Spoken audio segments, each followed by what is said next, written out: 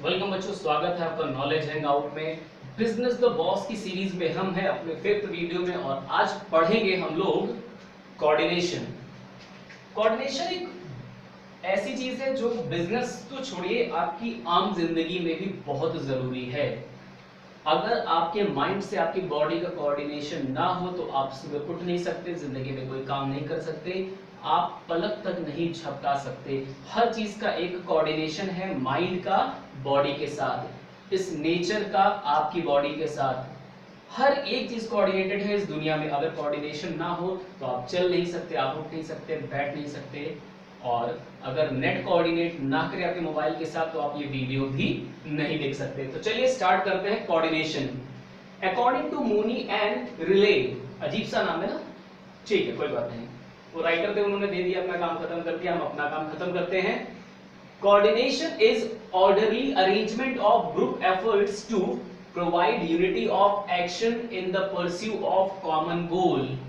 जब भी मैं ये परस्यू वर्ड सुनता हूं मुझे परस्यू ऑफ हैप्पीनेस मूवी याद आ जाती है, लेकिन यहां पर कुछ और है। Coordination is orderly arrangement of group effort. ये क्या है? ऑर्डरली अरेंजमेंट है किसका? ग्रुप एफर्ट्स का है। किस लिए है? To provide unity of action, सभी एफर्ट्स को एक यूनिटी ऑफ डायरेक्शन मतलब एक डायरेक्शन में डाइवर्ट करना ताकि आप अपना कॉमन गोल अचीव कर सकें। ये डेफिनेशन दी थी मूनी और रिले ने। आप एक बार इस डेफिनेशन को पढ़ लीजिए, मैं इसका इन शॉर्ट में मतलब समझाता हूं। In short it is synchronisation of group efforts, सभी ग्रुप एफर्ट्स को एक डायरेक्शन में कर देना। बहुत सिंपल सा एग्जांपल है, आपने अक्सर देखा होगा पुराने जमाने में बैल से खेत की जुताई की जाती थी। दो बैल होते थे, अगर दोनों अलग अलग डायरेक्शन में भागते तो क्या पॉसिबल था कि वो खेत जोता जा सकता या उस पर कल्टीवेशन पॉसिबल था? नहीं था।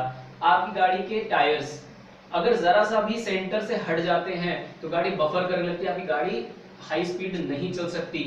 हर चीज में चाहिए एक कोऑर्डिनेशन। तो सिंक्रोनाइजेशन ऑफ ग्रुप एफर्ट ही कहलाता है आपका कोऑर्डिनेशन। अगर ये याद ना हो तो कम से कम ये याद आपको होना ही चाहिए। अब बात करते हैं फीचर। हमने पहले भी बात की थी, फीचर का मतलब होता है किसी चीज को आप कैसे पहचानते हैं या उसकी पहचान क्या है। तो पहली चीज, it integrates group effort.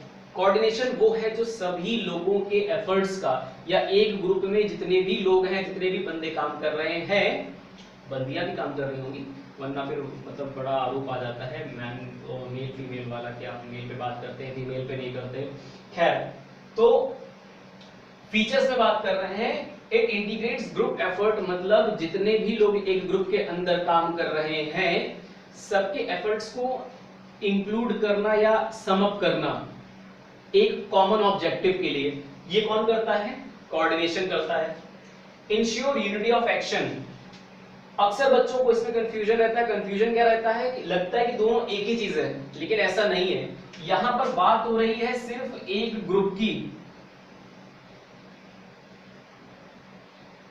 Let's say एक ग्रुप में 3 बंदे हैं, मैं कह रहा हूं कि यहां पर बहुत सारे डिपार्टमेंट हैं जिसमें इसी तरीके के कई सारे ग्रुप हैं।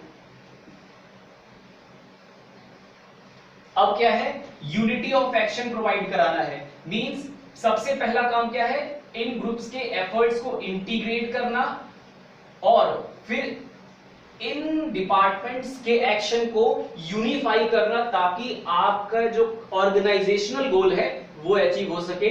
समझिए एक छोटे से एग्जांपल से। लेट्स से यहां पर मैं अब इसको मिटाकर एक बढ़िया सा एग्जांपल लेता हूं। Let's say we have marketing department, production department and finance department. Marketing department अगर कहता है प्रोडक्शन डिपार्टमेंट से कि भैया डिमांड बढ़ गई है, कम से कम 10,000 यूनिट का प्रोडक्शन चाहिए इस मंथ। प्रोडक्शन डिपार्टमेंट इनकी बात मान ली, बोला ठीक है हम जल्दी से परचेजिंग करते हैं और आपको हम मटेरियल प्रोवाइड कराते हैं। फाइनेंस वाले के पास बात पहुंची, कह रहा भैया फाइनेंस नहीं है, हम अपने हिसाब से काम करेंगे, तुम अपने हिसाब से काम करो, तुम्हें करना है तो करो, हम फाइनेंस नहीं दे रहे। यहां पर आके बात बिगड़ गई। या ये भी पॉसिबल है कि मार्केटिंग वाला प्रोडक्शन वाले से बोलता भैया डिमांड बढ़ी है, 10,000 यूनिट का चाहिए। ये इनका जवाब आता, देखो भाई साहब इतना प्रोडक्शन हम कर नहीं पाएंगे, अपना जितनी डिमांड है उसको मैनेज करो, मैं नहीं जानता। अगर सारे डिपार्टमेंट अपना अपना राग अलापने लगेंगे तो क्या कभी वो कंपनी ग्रो कर पाएगी? नहीं। बात तो तब बनेगी जब मार्केटिंग वाला प्रोडक्शन वाले से बोले कि भाई साहब 10,000 यूनिट की जरूरत है, ये बोले मैं 11 का तैयार रखूंगा सामान, आप टेंशन मत लेना।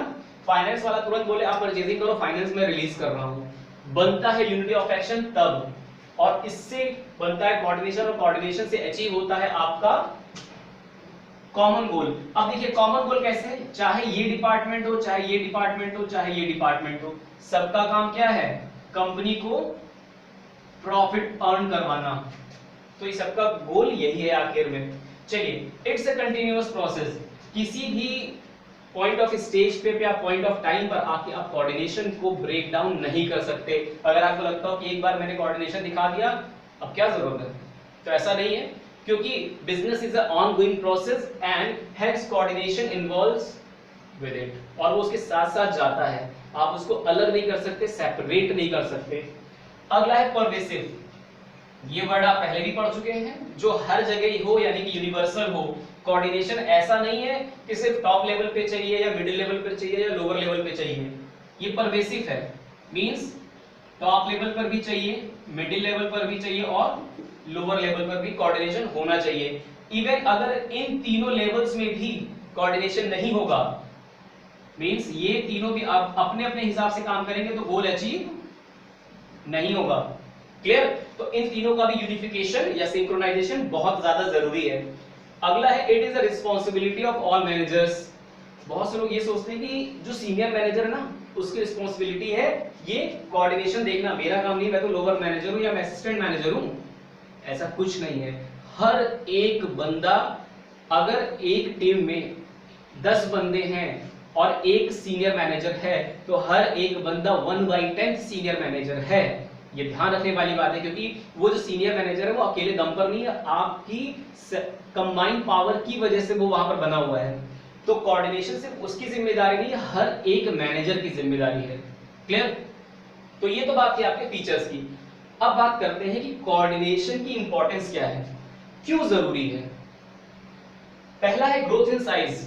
तो ये मत समझिएगा कोऑर्डिनेशन से ग्रोथ होने लगती है, नहीं, ये थोड़ा सा अलग है, इसको समझिए। ग्रोथ इन साइज मतलब अगर आपका बिजनेस ऑर्गेनाइजेशन ग्रो कर रहा है, when scale of business increases you need it more to handle the volume। जैसे जैसे आपका बिजनेस बढ़ता जाता है वैसे वैसे आपको कोऑर्डिनेशन की जरूरत पड़ती है।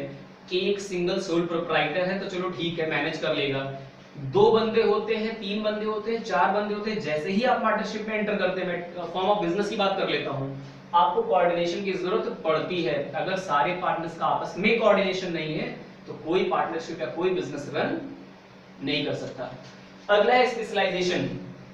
स्पेशलाइजेशन को समझिए कि हर एक डिपार्टमेंट में कोई ना कोई एक्सपर्ट होता है, और आज के टाइम में ये एरा चल रहा है कि सबको एक्सपर्ट्स ही चाहिए, सबको मास्टर चाहिए अपने अपने काम का। तो एक ऑर्गेनाइजेशन क्या करती है, ज्यादा से ज्यादा एक्सपर्ट्स को नौकरी देती है, और हर एक्सपर्ट अपने आप में खलीफा बनने की कोशिश करता है। अब मैं किसी और की बात ना सुनूं, मैं किसी और की बात पर ध्यान ना दूं, मैं अपने ही हिसाब से काम करूं, मैं अपना ही राग अलापता रहूंगा, तो क्या होगा? क्या मेरा ग्रुप एफर्ट आएगा या यूनिटी ऑफ एक्शन आएगा? नहीं आएगा।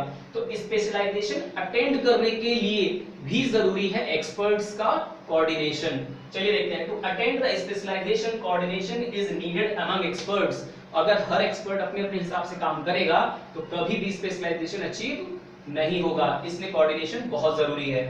अगला है फंक्शनल डिफरेंशिएशन। जैसा मैंने बताया था कि ये अलग अलग फंक्शनल डिपार्टमेंट्स हैं।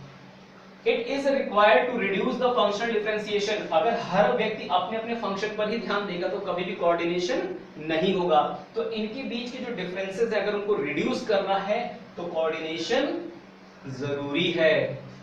तो इसी के साथ ये चैप्टर होता है समाप्त, और आई होप कि आपको समझ में आया होगा। कोई भी पॉइंट अगर ऐसा लगता है कि रह गया है या छूट गया है या ज्यादा एम्फेसाइज करने की जरूरत है, let me know through the help of comment. We will provide you the supplementary video. Till then, stay at home, stay safe,